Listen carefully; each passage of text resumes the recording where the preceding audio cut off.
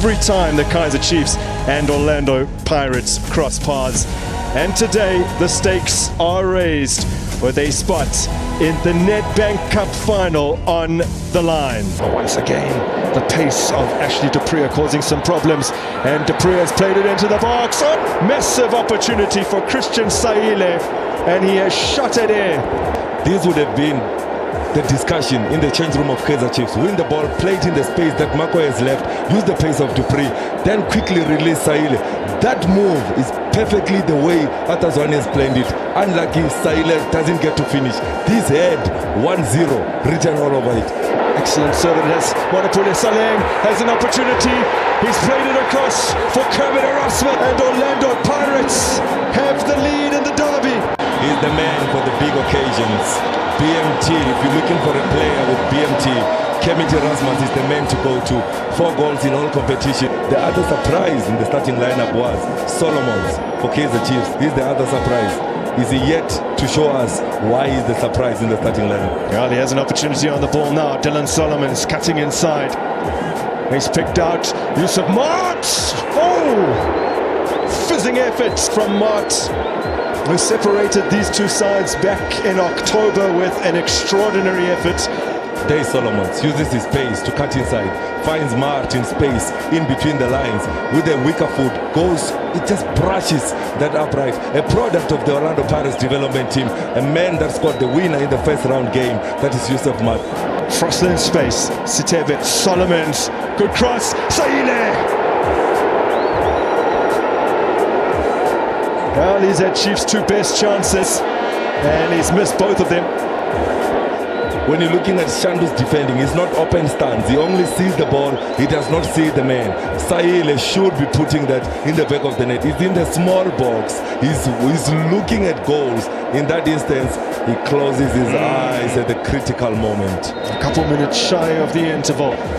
Kaizer Chiefs have an opportunity from this set piece. Fukumanja proving that his defensive heading ability is just as good as his aerial threats in an attacking sense as 2 players collide. Well, this doesn't look good.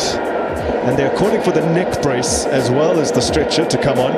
Nothing malicious, nothing intended, but he does catch him in that moment while he's trying to avoid the contact that is coming from him. And now Orlando Pirates with another big opportunity. That appears to have taken a deflection.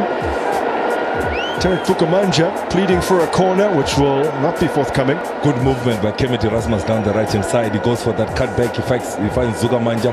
It deflects off Ngezana. There is a deflection from Zugamanja. The goalkeeper does not get to that ball. Here's Zwane. He's lifted in behind for Dupree. And the flag had stayed down. Excellently read by Sipo Chaine. He's not a goalkeeper, he's a goal player. He needs to read the game. The modern game demands for a goalkeeper that is able to read the game. But what about the pass from the young Zwane? The young Zwane with that well-weighted pass of Dupree, but good reading of the game from Chaine and goals. Outswinger again from Frosler. This is Mart. There's a player down in the area, so play duly stopped by Abongile Tom Onare. Might require some attention here. It's a pretty hefty collision with Gezana. Gezana will never pull away from a challenge. He goes all out. He first deals with CBC and ends up with hard as a name. That is Gezana. So Menard is still clutching his shoulder. He's stretched it off. Now Solomons to Mart. He's rolled it in.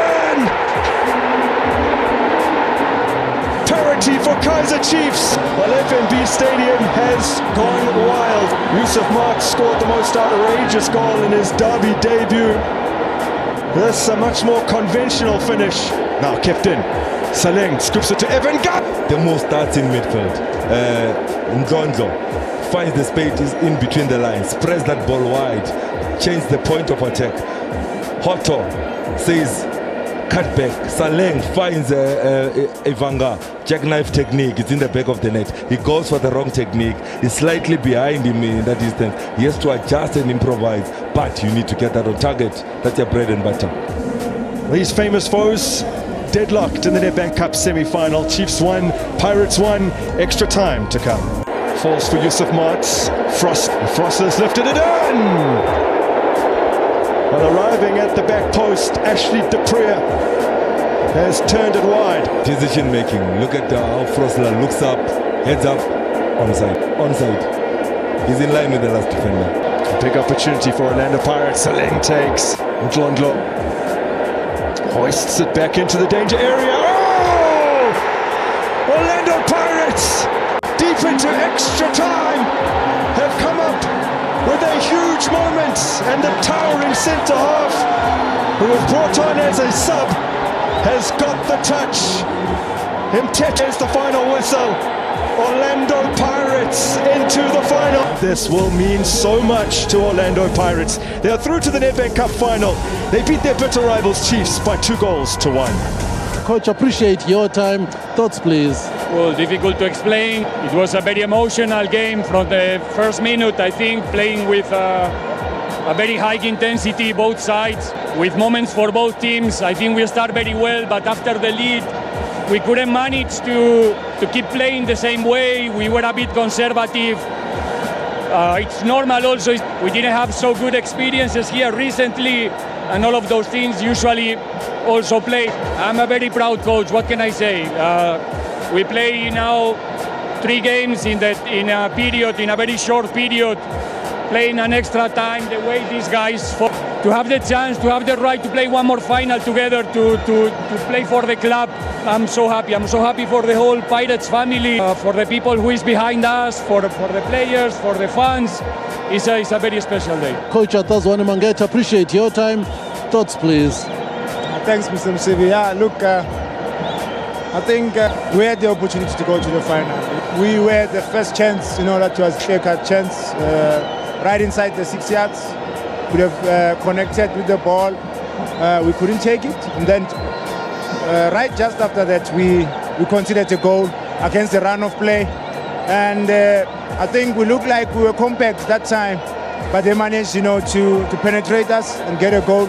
And then we started playing now. We imposed ourselves, but we did not create, enough chances. But we got another one that we could have at least equalized, go to halftime 1-1. And then second half, we had to change the strategy a little bit to put them on their back foot so that we can be on the front foot as well. And I think we did very well, though we did not take the few chances we created. And after the equalizer, I think they were there for the taking. We were just supposed to now put them more under pressure. And we had chances, especially in the far post. We just did not take those chances.